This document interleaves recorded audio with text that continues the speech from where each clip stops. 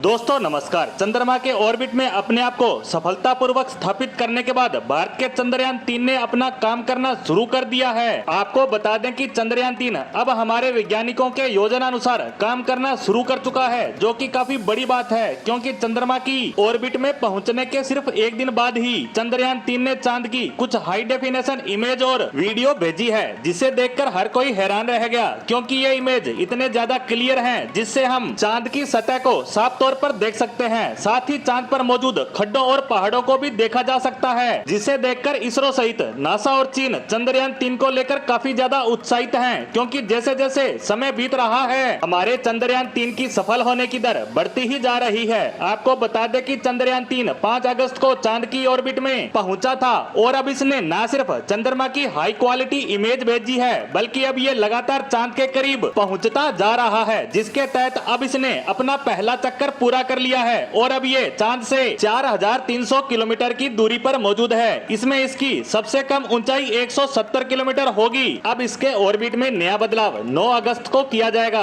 साथ ही 17 अगस्त तक ऐसे कुल 3 बदलाव किए जाएंगे। तब तक चंद्रयान चंद्रमा की सतह से 100 किलोमीटर की ऊंचाई पर होगा। उस वक्त लैंडर मॉड्यूल और प्रपल्सन मॉड्यूल अलग हो जाएंगे, जिसके बाद भारत 23 अगस्त की शाम को ऐतिहासिक कदम उठाते हुए चंद्रमा के दक्षिणी ध्रुव पर अपने चंद्रयान 3 को लैंड करवाने की कोशिश करेगा, जो कि सफल रहता है तो भारत का यह कदम इतिहास के स्वर्ण अक्षरों में दर्ज हो जाएगा, क्योंकि ऐसा अभी तक किसी भी देश ने नहीं किया है और इसी वजह से पूरी दुनिया की नजर इस पर बनी हुई है। आपको बता दें कि इस मिशन का सबसे महत्वपूर्ण हिस्सा दक्षिणी ध्रुव पर चंद्रयान 3 की लैंडिंग को माना जा रहा है, क्योंकि सिर्फ भारत ही नहीं बल्कि दुनिया भर के वैज्ञानिक चंद्रमा के दक्षिणी ध्रुव से जुड़े रहस्यों को जानना चाहते हैं, पर अभी तक किसी भी देश को इसमें सफलता नहीं मिली है। इसीलिए भारत का यह मिशन पूरी दुनिया के लिए महत्वपूर्ण है और वे इसकी सफलता की कामना कर रहे हैं। हालांकि हम यहाँ पर चंद्रयान से जुड़े आर्थिक लाभ को भी नजरअंदाज नहीं कर सकते, जिसका असर अब दिखना शुरू भी हो चुका है। दरअसल आप सबको पता ही होगा कि इसरो पूरी दुनिया के लिए सैटेलाइट और महत्वपूर्ण उपकरण अंतरिक्ष में पहुँचाने का काम करता है, जिससे हमें आर्थिक लाभ तो मिलता ही है, साथ ही हमारी इसरो एजेंसी की साख भी बढ़ती है। इसके साथ ही हम इस बात के बारे में भी अंदाजा लगा सकते हैं कि जब हमारा चंद्रयान 3 चंद्रमा की धरती पर सफलतापूर्वक लैंड करेगा और वैज्ञानिकों द्वारा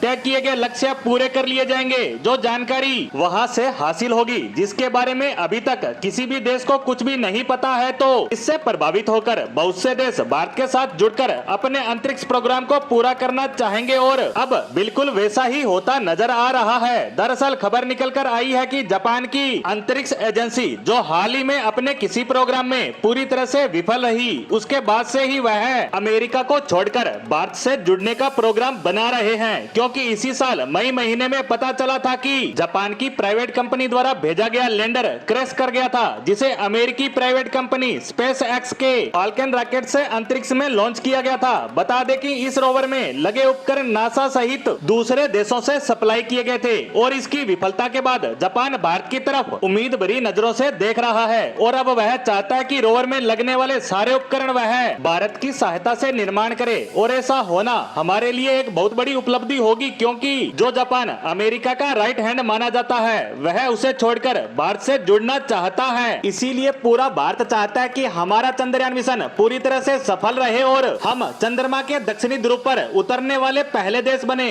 इसी उम्मीद के साथ हमारी आज की पोस्ट को यहीं समाप्त करते हैं। धन्यवाद।